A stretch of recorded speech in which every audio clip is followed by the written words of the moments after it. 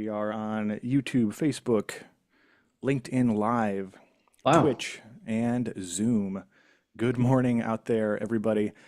Please, as you join us, let us know where you're joining us from out there in the chat. We love to see it. It's a global community here at OpenCV, and it's really exciting to see everybody chiming in. I'm, of course, coming to you from beautiful, fragrant Soma in downtown San Francisco, California. And our stalwart host, Dr. Satya Malik, is joining us from. San Diego, California. And our guest, Matt Flagg. Where are you coming to us from, Matt? St. Simon's Island, Georgia. All right, right on. Got a lot of family out in Atlanta. You can imagine, being that my grandfather's last name was Sherman, they had an interesting childhood. Oh, yes. Sherman didn't birth. Hello. Yeah. Hello, Paris, France. Hello, Nepal. Hello, Australia. Hello, Seth from Dubai. Hello, India. Hello, Bangalore, India. Hello, Canada. South America. In college in North Carolina. Oh, North Kakalaki. Hello, Sri Lanka. Hello, Spain. Let's give a look-see at our other streaming locations here. Yes, hello everybody. Please let us know where you're joining us from. It puts a smile on our face, and it also helps with all of our viewership numbers. Many of these platforms interpret those as regular comments, and it boosts us in the algorithm. Hello, Brazil. Hello, Bangladesh. Hello, Sacramento, California. Hello, Manchester, United Kingdom. Hello, Los Angeles. Hello, Austin, Tejas. Hello, Palm Beach. Good one, Bob. Hello, Romania. Yeah, this is going to be an exciting one here today, folks. We'll get started in just a moment with some autonomous racing stuff. I think it's going to be super fun. All right. Looks like we're good everywhere. I think now is probably a great time to get started. Satya, you ready? All right. Yeah, I'm ready. Hello, everyone, and welcome to OpenCV Live. I'm Dr. Satya Malik, the CEO of OpenCV. Our guest today is Dr. Matt Flagg, who is the Chief Science Officer for Code 19 Racing. This is the world's first professional autonomous motorsports team. Code 19 pushes the state of the art for AI in motorsports, and they have been recently accepted as the finalist in the robotics Web3 voice and extended reality category of the 2025 South by Southwest pitch competition. And I wish them all the best. We are very excited to have Matt on here today. For people may not know that Matt and I have a very long history of working together. We have known each other for about 20 years now, I think, at least 17, 18 years now. He was 24 years. Oh, 24 years. Oh my God. He's been counting the hours. Was that right? No, you're right. I think you're more correct. I'll talk about that in a moment. But yeah, continue. Yeah, so we worked together at my first startup, TAS Inc. or Site Commerce Inc. And then after, both of us made $0 million from that venture. After that, we started Big Vision LLC, and Dr. Matt Flagg was very closely associated with that consulting company as well, which I still run. So yeah, we go a long way. Matt will introduce himself in just a bit. But before we do that, as always with me is Phil Nelson, who is the Director of Content and Creative at OpenCV. Phil produces this show, and if anything goes wrong, it is his fault. Hi, Phil. Yes, good morning out there, everyone. It's me, it's PHI-LLIP. I am your co-host with the co-most, the second banana who is second to none. I'm also your plus one and only. You know, it's Mr. Nelson if you're nasty, but you, my dear friends, can call me Phil, and I'm here to remind you of three things today. The first of which is to keep your eye on the donut. The second of which is that we are taking questions from you here in the audience. Please post your question wherever you're watching on Zoom, LinkedIn, Twitch, or YouTube, and we will do our best to answer those questions directly. We're also doing a special giveaway to you in the audience. Stay tuned, and later on in the episode, I will ask a trivia question based on today's presentation, and the first person to answer that question correctly will win the OpenCV course of their choosing. You can see what courses are on offer by going to opencv.org/university. Stay tuned for that later on in the episode. Now, before we get started, we've got a little bit of housekeeping to do and a couple of small announcements. The first of which is a quick reminder that OpenCV is a nonprofit organization that releases an open source software library that anybody can use for free. Satya, do you want to tell folks why it's important to support OpenCV and a few of the ways that they can do that? Yeah, of course. OpenCV is the biggest computer vision library in the world, downloaded over 20 million times a month. Over Uh, 27 million times a month. 27, I stand corrected. It keeps growing. Uh, but this, a very small a group of people and individuals actually support the library and companies. So if you are working at a large company, please encourage your company to join our member organization. You can also support the OpenCV development directly by donating through Stripe or through PayPal. We have a few different options at opencv.org/support. And yeah, there is also, there are three categories of companies. The bronze membership, $6,000 a year, silver membership, $30,000 a year, and gold membership, $100,000 a year. But this really helps support the staff. And I would say 90% of our expenses are in directly paying the developers. And yeah, we run a very lean team. So none of the management actually takes any any compensation. So that's great. And you can also buy T-shirts that designed by Phil Nelson himself. That's me, yes. Right. We've also got GitHub sponsorships. We've been going through a few of these recently. I really appreciate people hopping on the GitHub sponsorship bandwagon. We currently have 14. Shout out to our newest sponsor there, Ecosystems. I'll give everyone their 15 seconds of fame. Ooh, a mysterious private sponsor. We've also got A. Patskin, our homies at RoboFlow, Jesus, DJ Greenwood, Alexander Ismailov, Tala Hussein, Runja Lee, Nick Libertini, Blue Jay, Rodas Laboratories, Victor Veravato, and Sean Walbridge. Thanks so much for your support on GitHub. If you want to support OpenCV on GitHub, go to OpenCV or go to github.com/sponsors/OpenCV or go to opencv.org/support. Before we get started, let's do one more quick update here on the Perception Challenge for bin picking. The most recent and current OpenCV competition recently opened up submissions. You can now submit your Phase 1 solutions for the Perception Challenge for bin picking. We've got a active Slack community, Slack server that's popping off, several hundred people in there, over 1,100 registrations so far for the challenge. And I think about 400 teams. So if you're going to join, I think now is the time. We've also got the OpenCV forum spun up, and folks are interacting in there. You can see how to participate, the prizes, as well as how to get the code on GitHub, etc., etc., etc., over at bpc.opencv.org. Yeah, it's a technically difficult challenge, but if you make it, there is a lot of glory in it. In fact, the top two will be presented, will get a chance to present in the workshop for at CVPR. So that's very prestigious.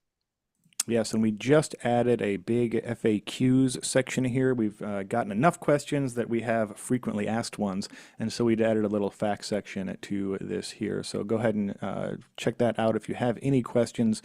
If you don't find the answer to your question here on the page, feel free to send it over to me directly, phil@opencv.org, or you can send it to the broader competition team, competition@opencv.org. I think that is enough of my yapping for today. Satya? All right. Yeah, welcome, Matt. And let's start with a short introduction of yourself, and then tell us about Code 19 team and all the great technology that makes it possible. Sure thing. Let me share my screen here.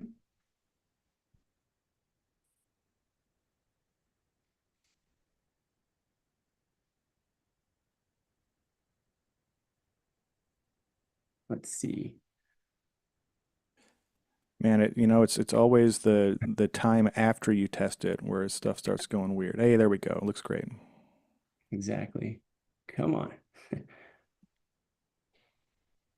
We got a flash of it, and oh, there we go. Okay.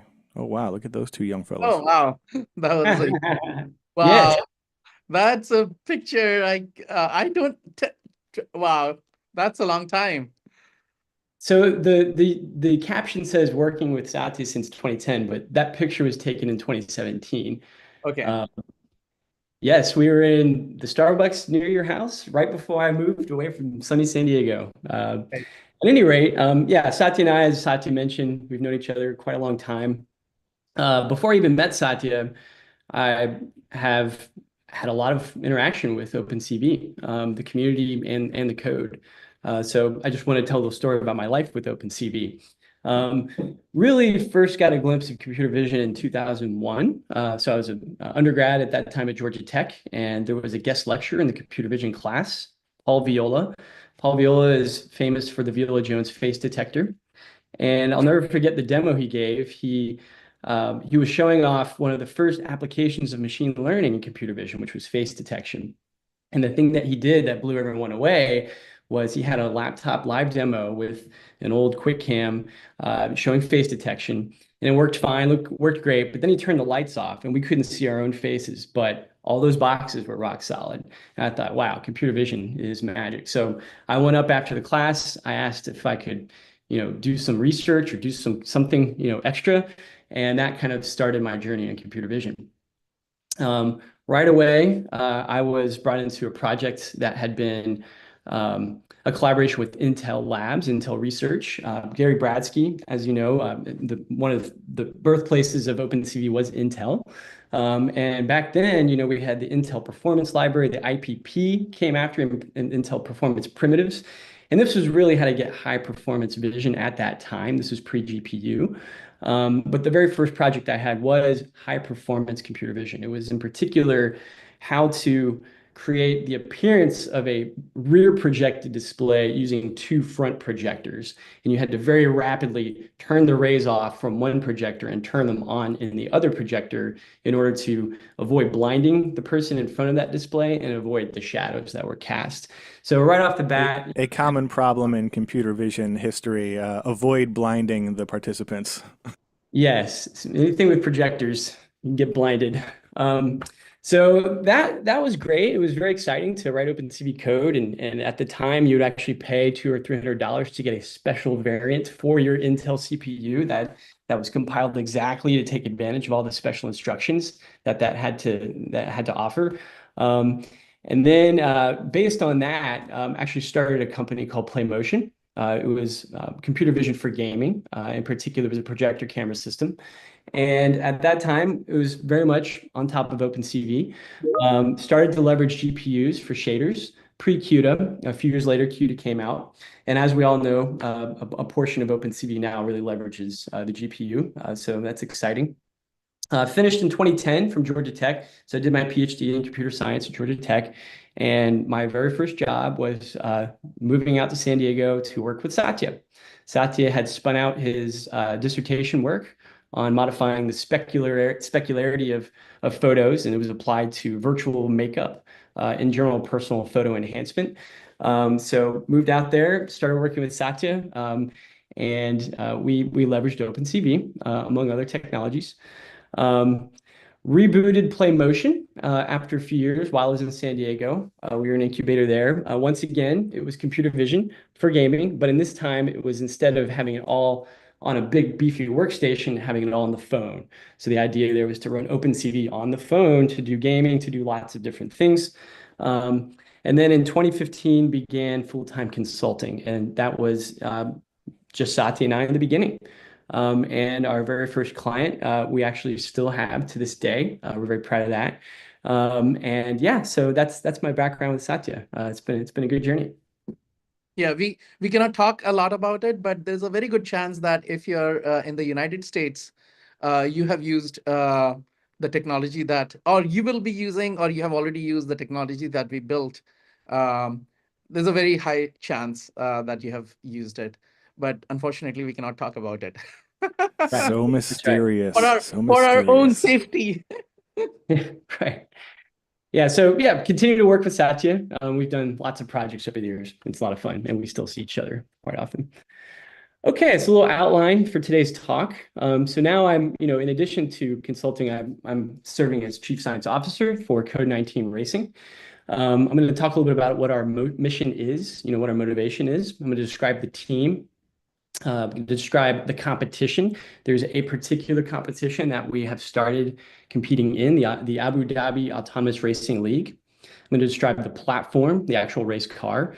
You see here in the photo, you see a zoomed in view of where a human would sit in an F1 style race car. This is actually a Super Formula 23 car. And already you can see some cameras, there's some LiDARs and radars. I'll get more into that. Along with having all of these, this system, just to get the system going and working, there's challenges. There's challenges with the rarity of having the opportunity to be on a racetrack. Talk a lot about data. This is really a data story that I'm going to be telling today. How we go about solving our data challenges. Really, we have this novel data capture approach that I'm very excited to talk about today. And then finally, even though autonomous racing is this fairly large pipeline, ending up with planning and controls, starting with perception and localization, I'm going to be focused on the computer vision, both 3D and 2D today, the perception and localization aspects, given this is the OpenCV community. And then finally, I'll just leave with a little bit about what we were thinking for the future. That's all. One quick question. So this is actually a race car that can be used in Formula One, right? It is that capable. Plus, this. It fits their specifications. It is a Super Formula 23 car. It's not technically an F1 car. It is not quite as powerful, but it's approaching it. So these can go north of 300 kilometers per hour. I was going to say, it only goes about 180 miles an hour. That's all. Right, right. And in this year's competition, last year now in 2024, there was a human versus AI component of it. And yeah, so these cars are not quite, Max Verstappen or Lando Norris speeds, but that's really the hope and the dream, is to match and then exceed human performance in the name of entertainment, but also in the name of innovation for safety. And I'll talk a little bit about that. Okay, so we're an autonomous innovation company. It's not specific to race cars. We have active engagements on drone racing and other vehicle types. Our company was founded by two U.S. Army veterans. And so a lot of the technologies that we're developing are dual use. They can be applied, in commercial settings. They can be applied in racing settings. And we're really viewing, this mission of winning, that's simply what we want to do, is win to start, as like a spearhead or a way of getting very quickly advanced technology for dual use purposes. In particular, anytime you have a competition, you really have this forcing function. You really you got to go fast. You got to build it's a great way of making fast progress. And I have to hand it off to Abu Dhabi Autonomous Racing League for constructing a pretty nice program to really support this innovation. What I'm showing here on the left is Google Maps view of the circuit. So this is the Yas Marina circuit in Abu Dhabi. So just to give a little background in motorsports. So I used to know nothing about motorsports. From December of 2023, starting then, I knew zero. Like, I didn't even know what the checkered flag is. And for those that don't know, that's what you wait for the last lap when you come in through. So I was completely ignorant, but very excited about robotics, very excited about the high performance, needs for this system. And so one thing that's distinct for this kind of track and F1 tracks in general are the turns. It's not just an oval. It's not just a straight line. It is the turns. So there are straights, so on the left side, you see, a fairly long straight. You're going to hit your max speed there. But then you're going to see these two massive turns, hairpin turns at the top and the bottom of this picture. And to do those, you really have to brake at the right time and the right amount. And you're really getting at the limits of grip, and that's really the challenge. Humans feel that grip, but we have to build systems to assess and work at that level, at the controlling at the limits. Racing in general is a platform for innovation that, has a long history. We have rear view, side view mirrors from racing. We have disc brakes from racing. And there's this kind of culture of really pushing to win these sports, to win these games, and spinning out these technologies ultimately into the broader world. And so our view of the world is self-driving is happening. It is already happening. But there's a lot of niche cases. There's a lot of edge cases. There's, how do you do aggressive maneuvers? How do you respond in extremely, fast times in the name of safety? And so I really do believe that a lot of the things we're building to win these races will ultimately see themselves in the self-driving world on normal roads. The other thing I want to point out is, racetracks are laboratories. They're not just venues for entertainment. They're void of humans. Everything about the track is safety oriented. So there's a huge system of checks and balances to make sure a human's not walking in the middle of the track, during race cars. So it is by design safe. And that has been as a result of decades of problems. Motorsports has not always been safe. F1, some people even criticize that it's even a little bit too safety oriented in some cases. So there's this line, that has to be drawn between being safe for the drivers and then hitting the performance that you need. Fortunately, and there's also, of course, the entertainment aspect. Like people, you're spend I don't know if you're from the Georgia area, but NASCAR is a big deal, and not everybody's watching NASCAR for the cars. They want to see car crashes.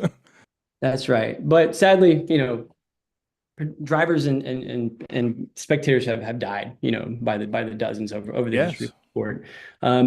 Fortunately, self-driving race cars, they can crash and no one gets hurt. They're expensive. These are very expensive cars, and the crashes are costly, but not to human life. So it's even better, for as this lab environment. Not only is the track designed for safety, when you don't have humans actually in the cars, you can do crazy stuff. So in the name of entertainment, you can imagine, sci-fi scenarios where the cars are actually driving at each other. The cars are getting points for being super close, millimeters away, things you would never want to actually do when humans are in there. And I think that's really exciting. We don't even know. It's an imaginative exercise right now as to what all is possible in the name of entertainment. Lighting craziness, you can have all the lights off because, well, we can sense outside of visible spectrum, and I'll be talking about that. There's also, I think, interesting stuff regarding like what is acceptable behavior for an autonomous vehicle racing against other autonomous vehicles versus acceptable behavior for humans racing against humans or autonomous vehicles racing against humans. Like these are three very different scenarios. Right. They are. And we're in the baby stages right now. I mean, the competition, I'll be talking about the history a little bit, but it is extremely safety oriented, and we're in the early stages of this stuff. We're nowhere near human performance. Let me just say that. We're not close to human performance yet. Okay, so just to kind of start off, I'll show a little preview video as to what it's like to actually be on the track and work on these things. This is Ed Bernardin. He's describing the fact that there is no human driver. The driver is a system that has been built from lots of humans. And that's what he's saying here is that the car, actually does have a personality.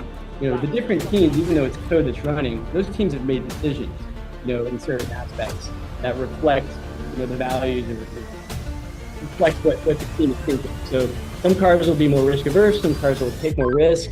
But what you can see here is, being out on the track is pretty stressful. At the end of this video, you'll see we almost hit the wall on this is last November.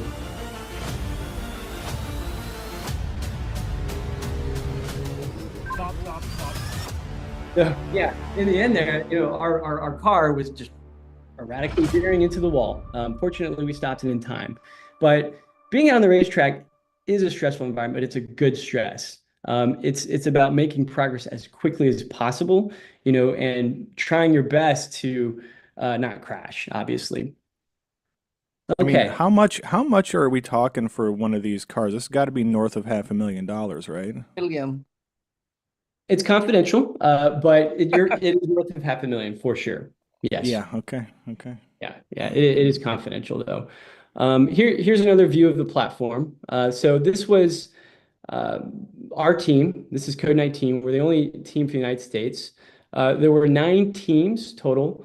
I'll show a picture of that in a moment. But on the right here, I just want to highlight last year's team really came together in 3 months. We competed in April, and we started seeking teammates in January. When you In say some cases, teammates, December. these are all technical people, or what kind of people are there in Good the team? question. Good question. Almost everyone here is a mix of almost all technical. So we have people who worked at Waymo, people who worked at Apple, people who worked, um, in the self-driving industry. Yeah, And then we have people in universities. yeah. We have people from Detroit, who worked at Ford. Most of these people are actually industry people, and they were volunteering their Wow. time and they were motivated, for the excitement of this, but also there was a cash prize. So there's a competition, Right. 2.25 million. There is a disbursement amongst the teammates. So there was an aspect of finance, a slight financial incentive, but for the most part, it was just to do this outlandishly crazy cool Yeah. project. But Um, don't underestimate the allure of glory and fame as well. Oh, yes, yes. there's this famous advertisement by I cannot remember. I think the person who went to South Pole or one of these adventures, right? Where they said that, oh, uh, it's going to be really bad. There's no, the payment would be low, and it's not guaranteed that you will return, etc., etc. And then he says, but one thing is guaranteed: if you're successful, glory is certain. I cannot. It was a famous one. I cannot remember the exact words, but that was an advertisement. Yeah. Yeah, glory was not certain in this case because we're a rookie team at that point, Right. and the key challenge here was ramping up and deploying code on this thing for an April competition when we had almost no team in January. So as you can imagine, a system this complicated, Yeah. it's very startup-y to start. A whole year has passed almost since then. We've Yeah. gotten a lot further along, and I'll be telling that story today. But yes, this team, most of these folks were out here on work vacation, to do this for fun. Wow. Okay, here's the current team. This is a mix of full-time and part-time and volunteer workers right now. I do want to highlight a few individuals here. So Lawrence Walter, here on the left, he's the CEO. He founded this with Oliver Wells.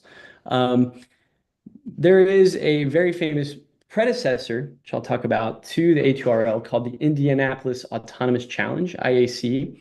And Lawrence here is actually, he worked for the Indiana Economic Development Corporation as head of strategic futures. And so the state of Indiana decided to put on this competition. Wow. And so Oliver and Lawrence were very much involved with the startup ecosystem in Indianapolis, and they really created this company. They pushed this forward. Um, Another co-founder is Ryan James. He's actually a professional race car driver, and we have a lot of benefits from that. There's a lot of opportunities to actually be on the track. We go-kart race, and we get to be passengers in these race cars, and I'll be talking about that. And then the rest of the team is really a mix of folks that had previously competed at IAC, folks that had done research specifically in the area of autonomy. We have several PhDs. I'll talk about that. And then we do have a few students, that are actually Indiana University undergraduate students. But for the most part, this is a professional group fully dedicated to winning A2RL. Here's the 9 teams I mentioned. So you can see the livery or the details on each of these cars. On the left here, you can see that it's mainly a mix of European teams, and F1 is really still dominated as a European sport. We do have F1 Miami, F1 Circuit of the Americas, and F1 Las Vegas, but Europe is really where racing is the best, the highest. And so you've got Technical University of Munich. They've been at this a while. They're quite advanced. Polymove from Italy is another standout team. These teams have been doing this 4, 5, 6 years, and almost all of these teams are national labs or universities, primarily universities. And so we're the only team from the US. We're the only team that is the professional team. In other words, we're not attached to university. We are a startup company. In the front here, I want to highlight this is TII. So United Arab Emirates has a mandate to elevate, their profile in artificial intelligence. They've made a significant investment into this project, and TII was the lead car. So TII actually helped integrate and build this race car. And so they're largely to credit for putting out this platform that you see here. All these cars are identical. They're all built on the same chassis. They have the same sensors. This is a software competition. And that's in contrast to normal F1 racing, where there's a constructor element. We actually build the car, and there's innovation on the hardware side. In this case, all the innovation is on the software side, but we do voice, our opinions on hardware, and those voices are heard. We're back here in the back left. Very exciting, to be able to work with these race cars.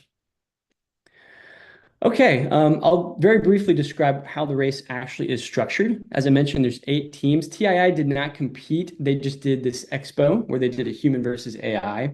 They also set very fast lap times. The rest of the teams competed with the goal of getting to the finals. The finals was a race of 4 cars on the track at the same time. That's never been done before. Prior to this, it's been attack, defend, 2 cars on the track, or even before that, 1 car only. So that's one distinct thing. In addition to it being an F1 track, not just an oval track or a straight line, it's also the most multi-car. And this year's competition will be 6. So 6 self-driving race cars overtaking each other, competing to be the first through the finish line. Yeah, talk about putting your money where your mouth is, Yeah. In order to get to the finals, you had to qualify, and there's 2 ways of qualifying. One, you had to do time trials. So your time, of completing a lap, the best of 3, I believe. And then there's a second aspect. You had to demonstrate the ability to attack and defend. So when you're out there with another opponent, you have to show an autonomous overtake at a certain speed, and you have to show the ability to defend, just stay ahead. A lot of us that drive cars with adaptive cruise control, imagine, watching a race with a car trailing another car, and then all of a sudden it decides to overtake.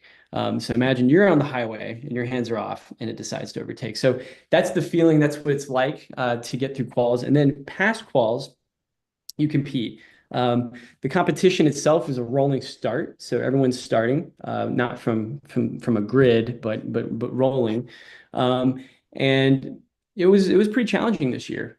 There were 10,000 people in the stadium. United Arab Emirates did a great job marketing, the event. It was free for everybody. And I'll talk a little bit more about the event in a moment.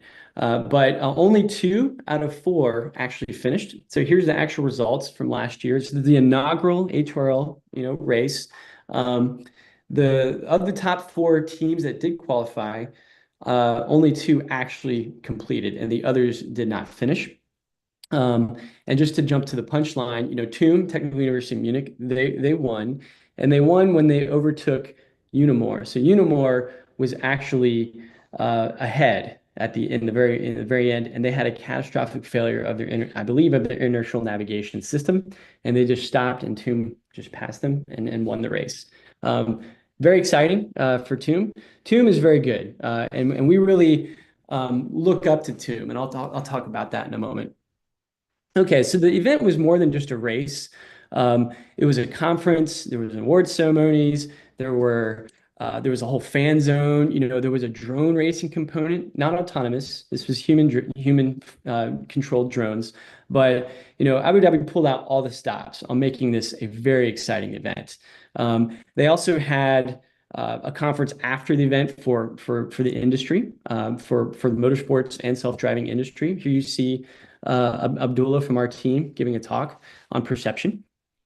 They also really did a good job engaging with an audience. They provided live views. You can actually see a streaming view from each of these race cars. Oh, wow. You could wear a Vision Pro, in fact, and look around and see in live, from that point of view. So they've really pushed on making a community, making a high profile sport. It is a new subgenre of autonomous race or of racing, but we want there to be excitement. We want there to be energy. We want people we want the sport to grow. Right now, it's a somewhat small community, but because of events like this, it's growing very quickly. And of Okay. course, the Emirates are really dropping serious bank on this too. Yes, they are. They are. So there's public information out there, but it is significant investment. It takes a lot to build this program, not just money, but organization. It's very impressive what's been done here. When is the 2025 event? It's in November. So last year was in April. This year there was an Ed Sheeran concert at the same time, and so they decided they didn't want to compete with Ed Sheeran, and there were other reasons as well, but that's one. Bumped by a So ginger. it will be in Man. November this year in Abu Dhabi. Yep. Awesome. Okay, so I'll do a very brief history. This goes back to really 2004. I would say mid 80s is when self-driving really, Carnegie Mellon famously had the Nav Lab, which was driving across the country, hands off the steering wheel. That was, that led to a pretty big program, the DARPA Grand Challenge. Gary Bradsky, founder of OpenCV, he was on a team he was actually on the Stanford team competing. But it was the first long distance challenge for autonomous vehicles. In the very first year, no team finished. But Carnegie Mellon got the furthest. And if you look in the upper left, this is the kind of terrain. This is the Mojave Desert. Yeah. Pretty challenging. That's Beer Bottle Pass there. 2005, major step up. Now they had 5 finishers. And then Stanford's team. Eagle-eyed gamers will recognize that from Fallout New Vegas. Oh, okay. Really? Yeah, enjoy. All right. So the DARPA Grand Challenge, 2005. Now he went from 0 to 5. Very impressive and very competitive. Sebastian Thrun had moved from CMU to Stanford, and it was very competitive, CMU versus Stanford in particular. Sebastian Thrun's team won. And then 2007, we had the DARPA Urban Grand Challenge. So in the bottom left here, you see there's intersections, there's roads. This is actually a former Air Force base. So different challenges than this Mojave Desert terrain. Included traffic light obstacles. And I just want to point out, this was all pre-self-driving industry. This really kind of kicked off the whole industry. Now we've got, Waymo and Wave and Zoox. This was the beginnings of that. All right. And it's not that far back. In fact, Larry Page says that the 2005 DARPA Grand Challenge, it was such a shock for him to see that 5 teams competed, five teams actually finished, that he said that the time is right. And that's when they started thinking about the, long term, he started thinking that, okay, someday they will invest in autonomous driving. Yeah. I mean, it's these kinds of events, and credit to DARPA, of course, for funding this. So if you extrapolate, so this is 2007, we're at 2025. If you go 18 years forward from now, I can't imagine where the sport's really going to be. I'm hoping we'll have a U.S. league, we'll have all kinds of variations of the competition in the name of entertainment, et cetera, et cetera.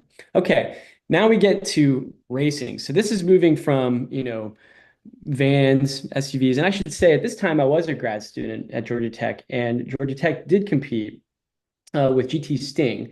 We had a Porsche. And when I parked my car in the garage at grad school, I walked by that Porsche with all the sensors every day. And I was like, wow, that's really cool. Wish I could get involved with that. Not my thing though. I have my own research. So now it's finally come around. I'm excited. Okay, now we have RoboRace. So RoboRace was a pretty big investment, pretty big effort. It's no longer around, but in the upper left corner, you can see the first purpose-built autonomous car. It was called RoboCar. If you look at the design there, it looks very sci-fi. It looks very fancy. And the reason for that is the designer of that car actually designed the vehicles for Tron Legacy, the movie. So it was very much like a sex appeal kind of design. And it was shown off in a very baby form in 2017. The Robocar drove at walking speeds in 2017.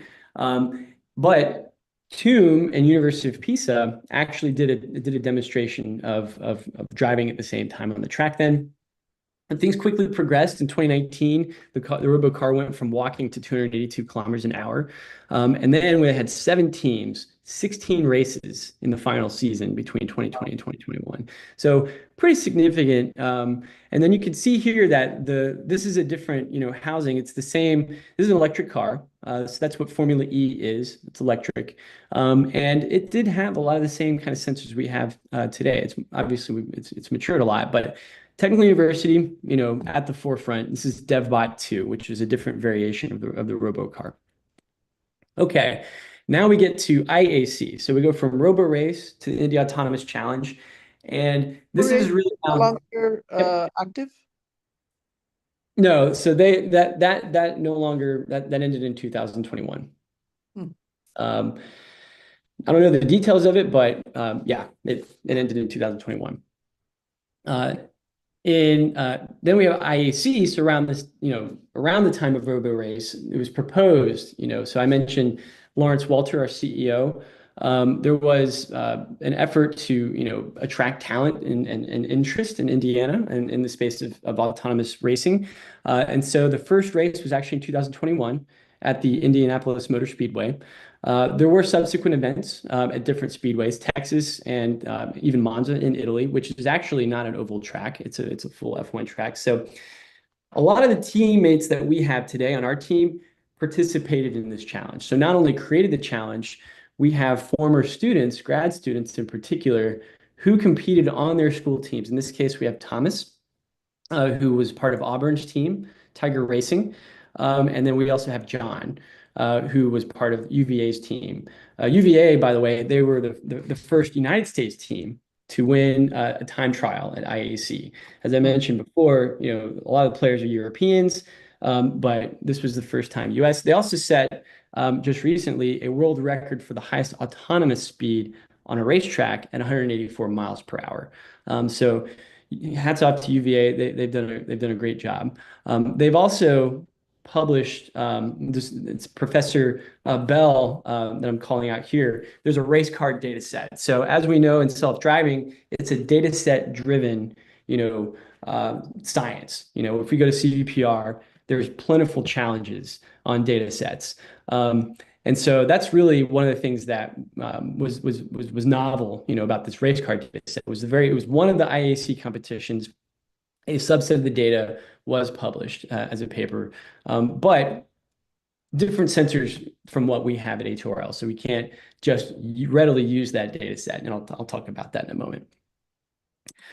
Okay, this was the platform. This is very similar, to this, once again, the same manufacturer, Dallara. They take a normal race car chassis and they modify it. Obviously, there's no spot for a human to sit. And there's a lot of drive-by-wire, hydraulic control, modifications made to do this. I won't talk too much about the engines. Honestly, I'm fairly ignorant when it comes to engines.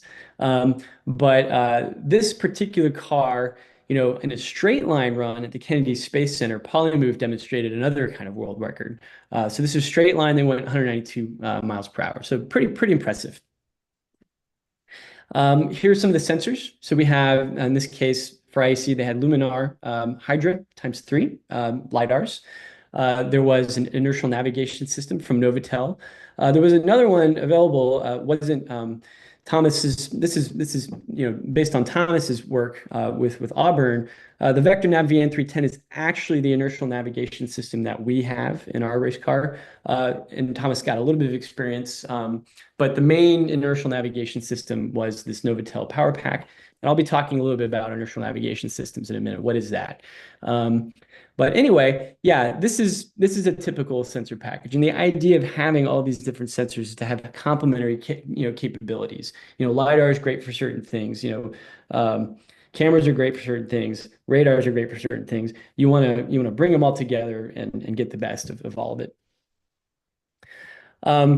Now I'm going to bring it back to Tomb. So Tomb has really been, in the game of autonomous racing for a long time. For anyone who really wants to dive deep into the tech, highly recommend this journal paper here in the upper right-hand corner.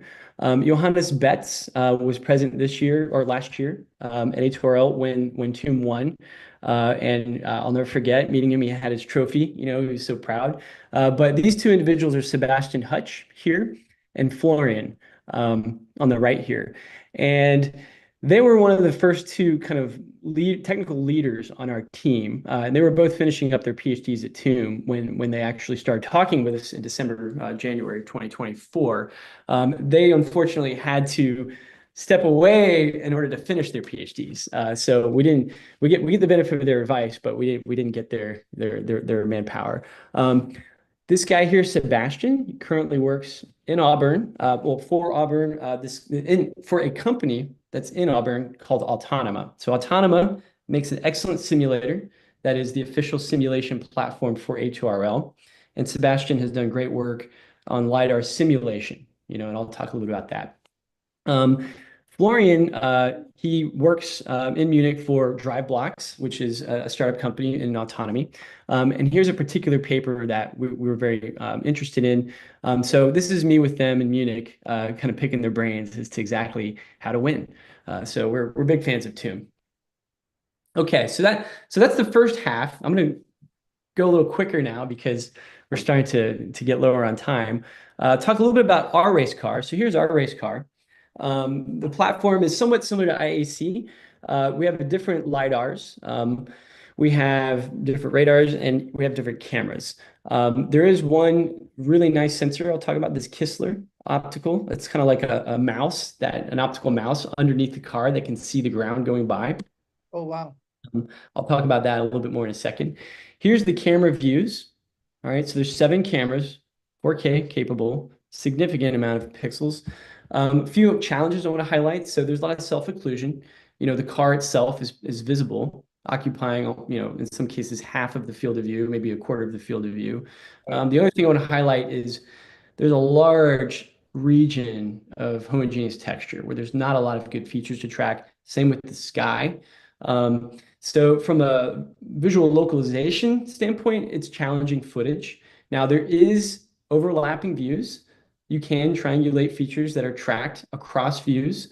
But we have this. We have amazing 3D visibility with these 3 LiDARs. So this is What's the frequency of these LiDARs? What's the question again, Satya? What frequency do they operate at? Yeah, so what you're looking at here is 20 hertz. Okay. All right. There's 3 LiDARs, front, back left, and back right. And, this is not operating in visible spectrum. The big advantage in general that it has is it doesn't suffer from the very lighting, that cameras suffer from. Another big one is obviously the 3D geometry. We have a very dense point cloud. I want to show this video because it's actually the very first data that we got. And, since vision is largely now a data-driven science, it's all about getting data and modeling that data. And so in this case, obviously it's like, how are we going to train a model to do 3D object detection?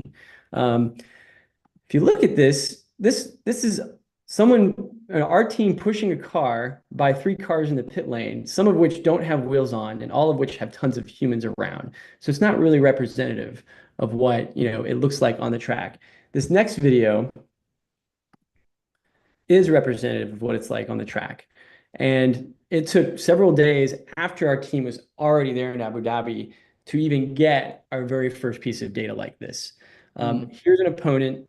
This is a friendly team working with us to capture data so we can see what the car looks like, not just in LiDAR, but radar. So all these little speckly points here is actually radar. I'm overlaying the radar point cloud with the much higher resolution LiDAR point cloud. But right off the bat, a few things I could point out.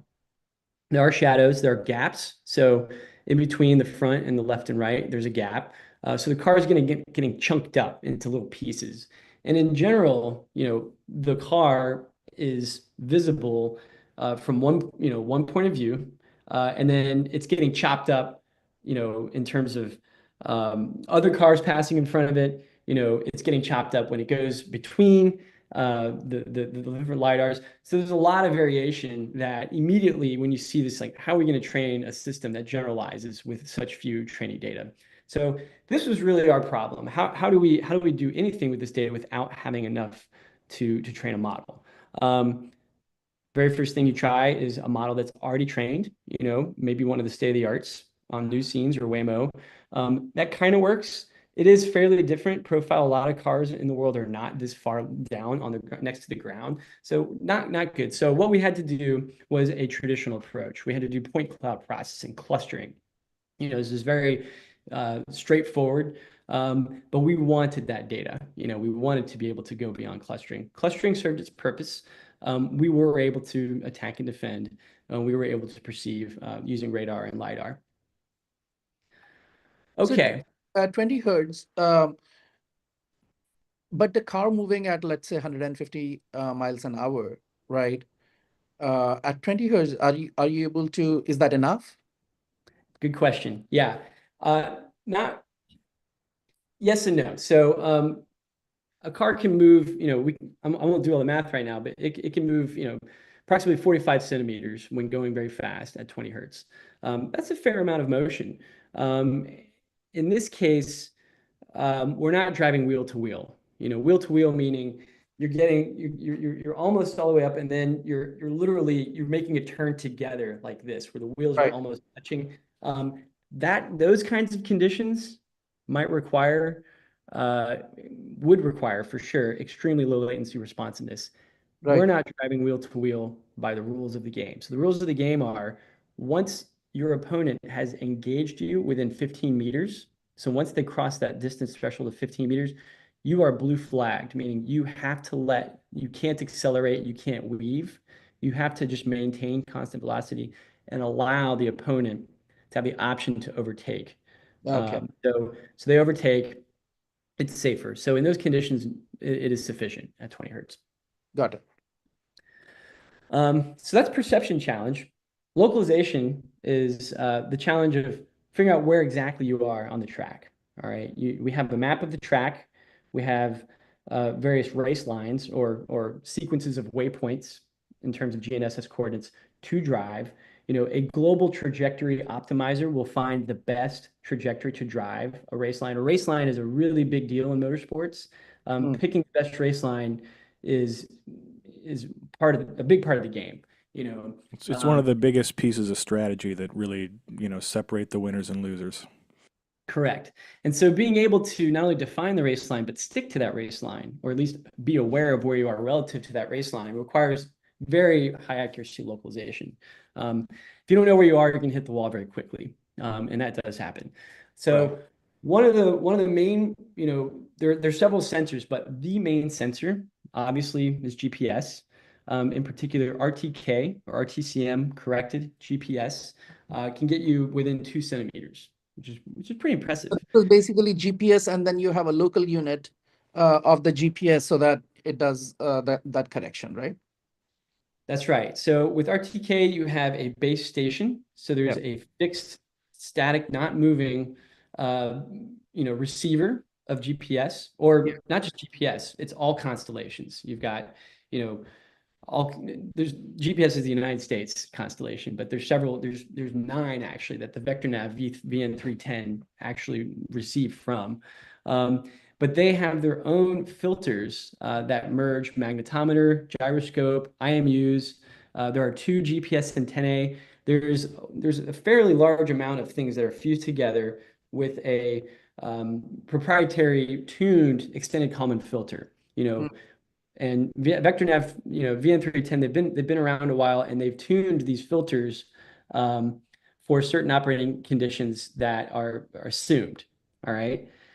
Racing is a very violent, when you stick one of these pucks next to an engine, it vibrates a lot, obviously. And there are treatments you can do to dampen it. But in the history of autonomous racing so far, this has been a problem that's kind of plagued not just A2RL, but IAC as well. It's the problem of excessive vibration. So I want to just show this plot here. INS is inertial navigation system. When it's in mode 2, it's tracking, meaning the covariance is manageable of the noise that's being estimated by the actual extended Kalman filter. But at some point, it doesn't, it exceeds the thresholds of normal behavior and it stops tracking. That's what happens here. And why does that happen? It happens because once you start having the engine rev to a higher RPM, in this case, higher than 4,000 RPM, you start getting, in this case, up-down direction, extreme vibration. And the filter thinks that the car is taking off like an airplane. So this blue, this third, row of this third time varying plot here is altitude. So it's like it thinks it's an airplane taking off due to this excessive vibration. And if you look at the difference between the GPS ground speed, GPS based and INS based, they start to deviate here. This is a deviation. Obviously this is pretty noisy, and boom, it loses track. Right. So if you're just naively using the INS directly, This is 250 or so, 250 kilometers an hour at that level. What is the x-axis? The ground speed, right? yeah, good question. It is not miles per hour. No. It has to be kilometers, right? Because then we would be in the We weren't 100. going that fast either. I'm for it. I'm sorry, but I actually don't know in this Oh, case. that's okay. Yeah, the exact Because it yeah. could be- Actually, could- this is time and this is speed here. So this would Oh, be meters per second. This is meters per second. Yeah. Got it. So x-axis is the time, y-axis for the ground speed plot is meters per second. Yeah. Got it. Altitude is meters. INS mode is just some enumerated values. At any rate, this is a problem. What happens when you lose track with INS? Well, if you're highly dependent on it, you do a safety stop. And what does that mean? That means when you lose RTK, when you lose, or when you crank your RPMs, out of normal operating conditions. Well, in this case, when you're shaking the VN310 too much, it will say it stopped tracking, and then we have safety stop conditions, and this was one of the conditions. So this is obviously not good. We want to be able to have the RPMs go as high as we want. But in order to do this, in order to overcome this, a lot of teams did this too. We do what's called short shifting. So you actually don't shift gears past 4,000 RPM. You shift, at a lower RPM, and that's not ideal. But you make these decisions on the fly, just to make progress. Really, what you want to do is not rely on the actual filter that's internal to the vector nav, and that's what that's really the solution approach, is to do your own filtering and not rely on this and not stop when the INS starts tracking. Okay. So, Pat, can we take a short break for a question? We have a question that Oh, yeah. people ask, and there's a little. So after that giveaway, we can resume again. Yeah, let's do our giveaway. Matt, if you wouldn't mind unsharing your screen for a moment here, so allow my visage to fill the frame. Hey there, everybody. It's a quick reminder. One of the things we do on every episode of OpenCV Live is give away something to you in the audience. The way this works is that I'm going to ask a trivia question that I have made up based on the presentation from our esteemed guest, and the first person to answer that question correctly in the Zoom chat with their messages sent to everyone, not just hosts and panelists, will win the OpenCV course of their choosing. You can see what courses are on offer by going to opencv.org/university. So get ready to answer, and if you have answered and won in the last couple of months, please do not answer and give other people a chance to win. So we've talked a lot about the Abu Dhabi Autonomous Racing League, this extremely cool setup they did. The winner of the first Abu Dhabi Autonomous Racing League, or A2RL, in 2024 was what university?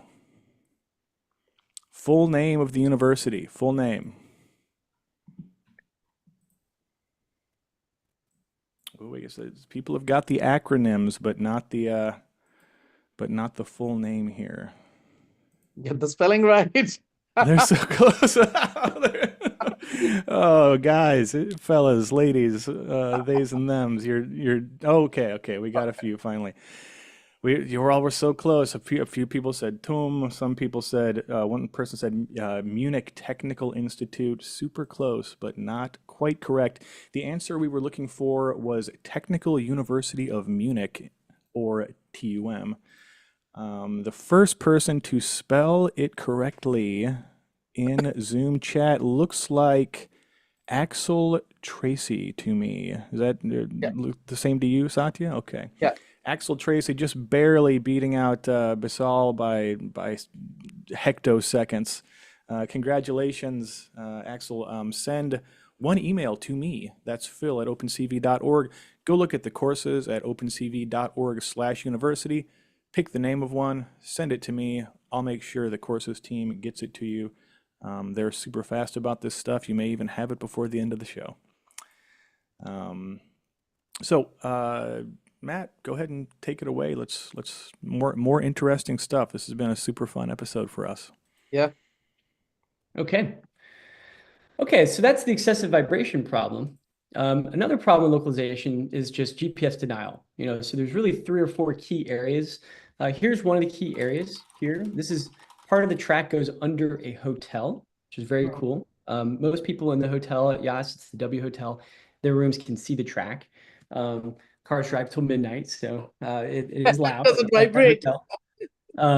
But here you see, this is part of a LiDAR-based map that we've made, and this is the bridge of the hotel. So you literally walk from one part over there. When you're under there, you lose RTK.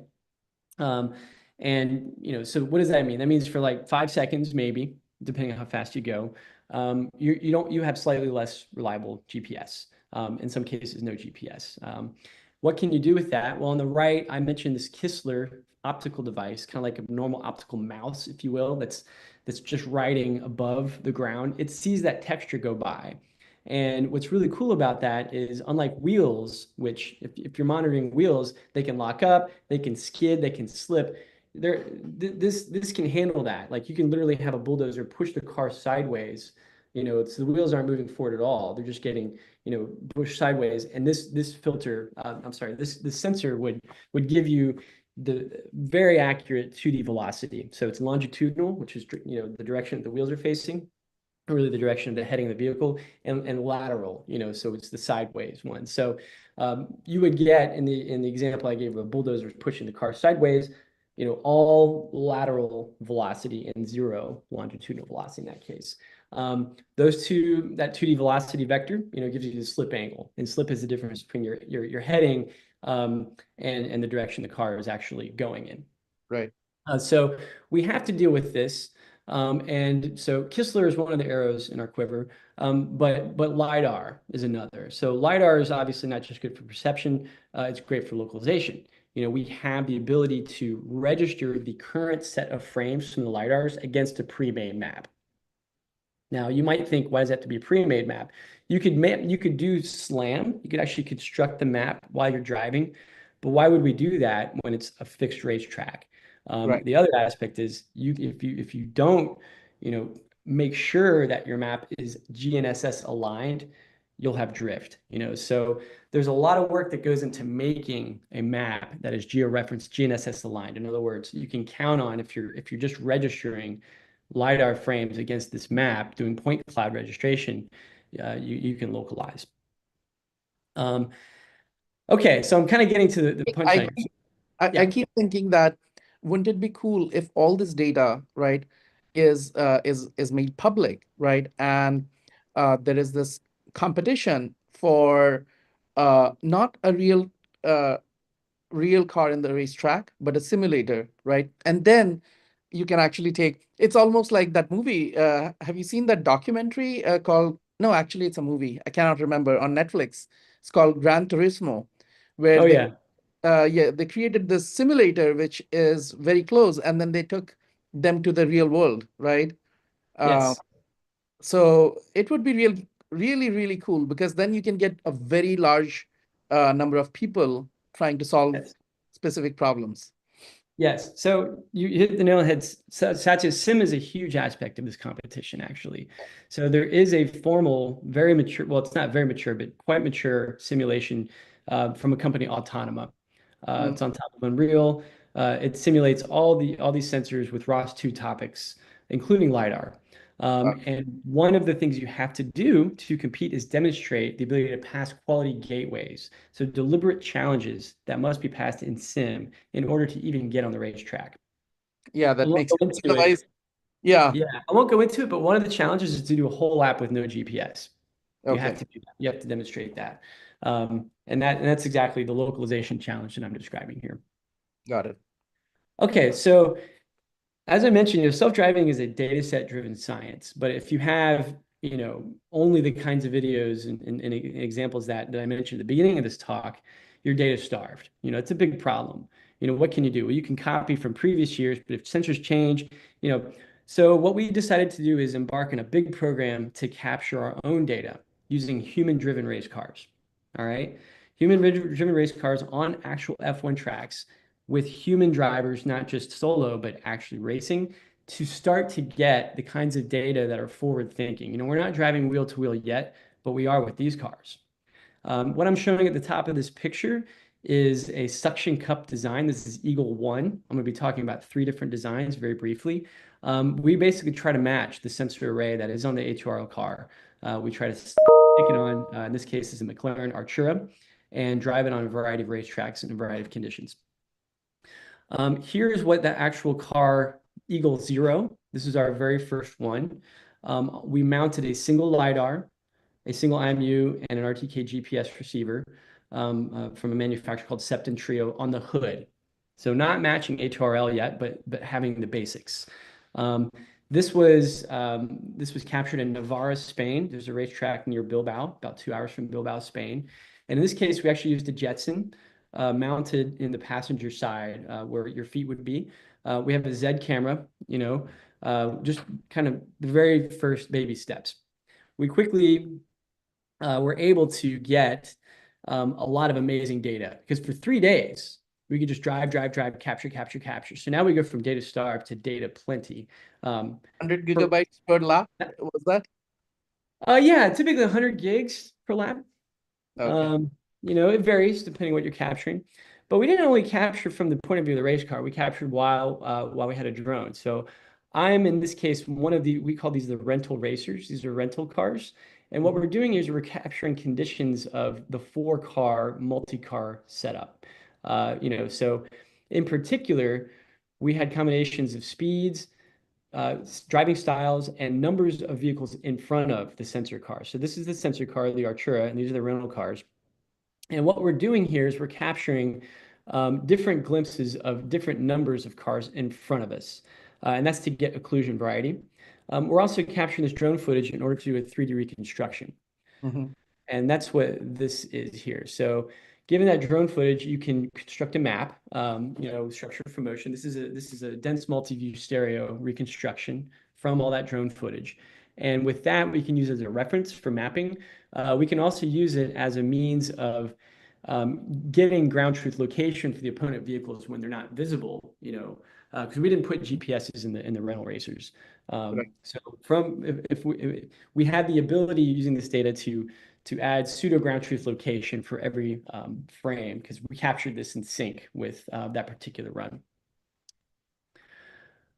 What can we do once we have that data? I mentioned LiDAR localization.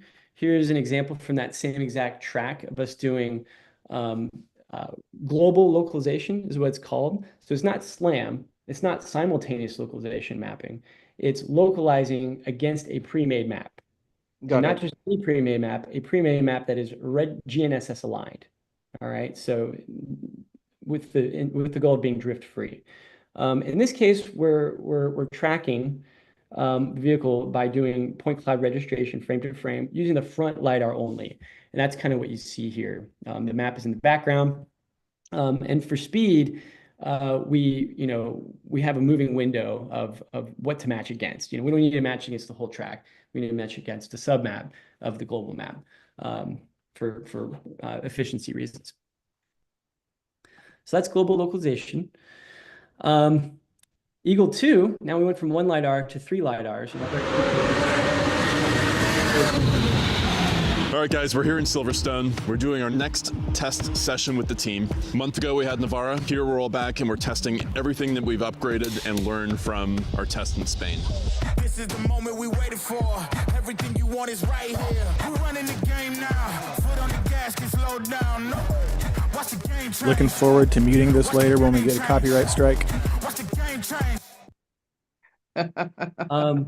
Yeah, I just kind of wanted to show what it's like. I'm going to kind of jump ahead in the interest of time. So our team gets there, we literally build it, right there. This is very fast construction to be able A little to more get complicated than an IKEA assembly, it looks like. It is. We've got power management, we've got, computing, and this is all off of batteries, so this is really what we're talking about. There's the vector nav, VN310. So we're really trying to match the configuration of A2R to A2RL. And we also do training right there on the track. So we get a Lambda Labs PC, take the data from that day, immediately train, a variety of tasks, deep learning things. So that's pretty exciting, but it's also high pressure. You get to the track, you have 3 days to build and capture and squeeze as much as you can out of this resource of a racetrack. Okay, then we moved on. So that's Eagle 1. So it's no longer on the hood, it's on the roof, and it's got this suction cup design. And the reason for that is we want to be able to, just put it on another race car in another country that we might rent or something like that. So it's a modular design. The suction cup is able to, is it screwed in or just suction cup? It's suction cupped and strapped onto the car, so it's not purely only suction cup. But these are serious suction cups. Okay. You'd be surprised, man. I just got a stand mixer. Suction cups are impressive. They are. So it's ugly though. It's not aerodynamic. So the third design was really a focus on using e-bike batteries because we had battery problems and a more aerodynamic design. So this is Eagle 2. You see in the top here, 3 LiDARs, multiple GNS antennae, and then we have more room in the top. So each time we're learning and we're quickly, refining the design in order to get our sensor car more and more capable. So we took to the Circuit of America's track. We're not only able to put on the sensors that match HRL, we can strap on other sensors. So here's a Carnegie Robotics military sensor. It's a wide baseline passive stereo camera on the front. So we can strap on, we've got GoPros and, some cases 6 GoPros. So we're just kind of hodgepodge throwing all kinds of, in the interest of getting as much data as possible, because you never know what you might do with it. So we've been building out this. What is the compute? What is the compute on this? I mean, the Jetson Orin cannot consume. Correct. Yeah. So we quickly moved past Eagle 1 and Eagle 2, version 2 and version 3, used a super high-end gaming laptop with an RTX GPU in it. And even that we pushed to the max. We have cooling challenges, all kinds of challenges. But yes, it's like basically $5,000 gaming laptop. Okay. So Shout out to AdBlock Plus. yeah. Thanks, AdBlock Plus. Making the internet usable again. I want to make sure I'm in full screen mode here. Well, in the interest of time, I'll just quickly move along. I don't know if this is it windowed or is it full screen right now? I'm seeing a window. Okay. Yeah. All right. That's great. That's better. Okay. Let's quickly get through all this. Okay, so I described Eagle 0, 1, and 2. And we did do an event at Circuit of the Americas. We invited partners. Oh my goodness, can't believe I did that.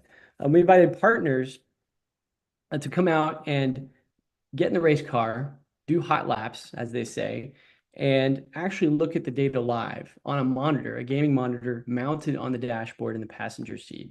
Very cool experience. We're using this as a tool for development partner. That sounds awesome. And here's what that experience is like. I'll just briefly show a video. as I get back to it. Okay, here's a good one. So here you see LiDAR, all three calibrated. And then on the right, you see one of the cameras. This car is getting overtaken on the left by an opponent. This is a GT3 style car. And it's very aggressive, so you'll notice driving over the lane boundaries, in some case in the grass, driving as aggressively as possible without spinning out. This is the kind of footage that you would not get with today's autonomous racing, because by the rules, we're not allowed to go out of the boundaries. Right. But real F1, they do that. They do actually drive on the lane boundaries. So really trying to get data that not just for this year's competition, but even for competitions for the many years to come. That's the goal, is to be like Wayne Gretzky. We're going where the puck is going. Right. And from a experience standpoint, this is what it's like to actually so here we are at Circuit of the Americas. We had a number of... This is what we've named Eagle 2. The objective here is to match the sensor suite that's on the A2RL autonomous F1 car. So we have a prioritized list of demos we're going to be showing today. The most important being, of course, in the car and actually seeing all the data that we're capturing as they drive around, namely the LiDAR data and the camera data. We have an opportunity to demonstrate the design patterns and the methods that will help teams take data in real time and make decisions right then and there that will give them a competitive edge on the track. We're at the stage, like you said, it's not waypoint finding anymore or like cost profiles. So we brought in several individuals, partners, potential sponsors, put them in hot laps, had a conference, discussed the future of autonomous racing, and we intend to put on more and more of these. So this is going to be more of an aspect of the company. In addition to racing, we put on events at different tracks, Right. probably mainly in the United States. Definitely for sponsorship development. Okay, finally, now that we have some data, we're able to now actually do what we wanted to do in the very beginning: train 3-object detection and tracking. So there are many models and algorithms that come and go, but the data will always live on. So we can ride the state of the art. We can retrain with state of the art. And so here you see, one of our earlier results. Tracking, in this case, three different opponents. This is just going to get better and better because, as I mentioned, the data lives on, but the algorithms progress.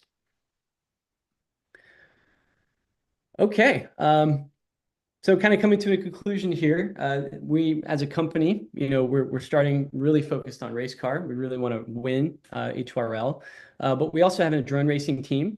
That's purely vision-based localization, single front-facing camera, which is pretty challenging. It's quite challenging to navigate with one single camera. Like the Skydio drone has 12 cameras at least, so it's quite a bit more challenging with one. And then ultimately, dune buggies. So multiple vehicles. That's we're very interested in competing, and in general, elevating our autonomous stack for dual purpose use. I do want to highlight our Code 19 Racing YouTube page. We do have a kind of mini series of episodes, typically 20 minutes long, kind of like Drive to Survive, if you know what that is in Netflix. Definitely recommend watching some of these. Yeah, that's pretty much it. I will open it up to questions and just have this little video playing in the background. But that's it. That's what I have to share today. That's awesome episode. I really enjoyed all the different things that go into racing. Are you also like you said that the team still is a lot of volunteers, etc., right? So how do people who want to volunteer reach out to you? Yeah, good question. So we do have code19.ai. Yeah. There's a way to contact us through there. There's a big red button in the upper right corner for potential sponsors and partnerships, but in general, you can contact us through that. You can also email me. I'm what's my email address? mflagg@code19.ai. Yeah, we're not currently hiring. We've got a full team, but we are obviously always interested in talent. Yeah, most everyone is actually mostly paid. Yeah, that's answer your question. Yeah, yeah. Phil, can you select a few questions from the audience? Yeah, sure. What an awesome presentation that was. We had quite a lot of folks engaging in the chat. I think you did a pretty damn good job of getting ahead of most of the questions, but we've got a few here. Here in Zoom, Tiana would like to know how many cars have been sacrificed so far. Yeah. I want to say majority of the cars wrecked at least once, but they were not fixed, destroyed, right? Not totaled. not totaled. So there have been Yeah. 0 totaled cars. Okay. The cars that were totaled and then fixed quickly. Okay. That's cars that were damaged heavily. Yeah. So polymove caught on fire. Tomb and there was a bunch of accidents. I think Code 19 actually had the first accident. Congratulations. It is costly. We definitely don't want to have accidents, but it's part of the game. It's going to happen. The Abu Dhabi Autonomous Racing League was very generous in having extremely professional mechanics and an abundance of spare parts to rapidly make these fixes. So same day we'd be back on the track for sure. Oh, wow. Wow. Yeah, I mean that seems essential for these sort of competitions, and even just like you need that sort of capability on the team, right? Like to be able to think on your feet and fix whatever goes wrong. We've got another question here from Hugo. This one was also asked over on YouTube. Typically, what sort of programming languages are being used to build these cars? Are we talking like Rust, Python, C++? How y'all rolling over there? All the above. Yeah. Okay. Sorry. No. We're allowed to use whatever we want. But I would say C++ and mix of Python, mainly C++. We do flex the GPU as much as possible. I mean, this is high performance, but there are some on our team that are very fond of Rust. There is an interest and excitement around leveraging Rust. How Yeah, much time Go do ahead, you Satya. to train some of these models? Like you mentioned, so there was a question in Zoom that you're gathering this data the same, after you're on the race track, right? You get a few days to prepare for it, or how much time does it take to train these models? Yeah. So the annotation is the hard part. We do leverage both professional annotation teams and ourselves. We mainly have professionally annotated. So that takes time. When we were at Circuit of the Americas, we had large amounts annotated overnight, and then we would train within half a day or something like that. So pretty quick turnaround. Annotation is the biggest bottleneck. Got it. And these are cloud GPUs, H100s and stuff like that, is it? We use a mix, so we're very fond of Lambda Labs PCs. We do have access to our actual race car PC, which has an RTX 6000 on it. And then we have our own workstations. But yeah, we've used all kinds of we've used HyperStack Cloud, we've used Lambda Labs Cloud, we've used Azure Cloud. Yeah, we use whatever. So I have a interesting story about Lambda Labs. The Lambda Labs machine I bought I think 7-8 years back. I called them on a Sunday and I talked to the salesperson I was blown away how knowledgeable this salesperson was, right? And then I bought the machine and I figured out, I later came to know that the salesperson I had talked to was actually Stephen Ballon, who is the founder of Lambda Labs. He was on Sundays, he would take the calls, right? Yeah, Hey, let me if guess. somebody's this was gonna like 5 do years it. ago, right? Yeah, when they were starting. They are worth a few $1 billion, I guess. Yes. They Yeah, can afford the support staff now, is what you're saying. Right. Lambda Labs was at Circuit of the Americas, by the way. They were at our AI summit. Oh, very nice. Yeah. So another question here from the chat.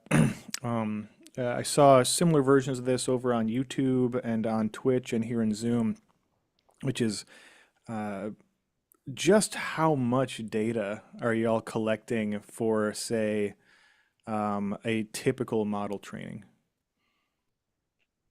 Well, it depends on the task, but I would say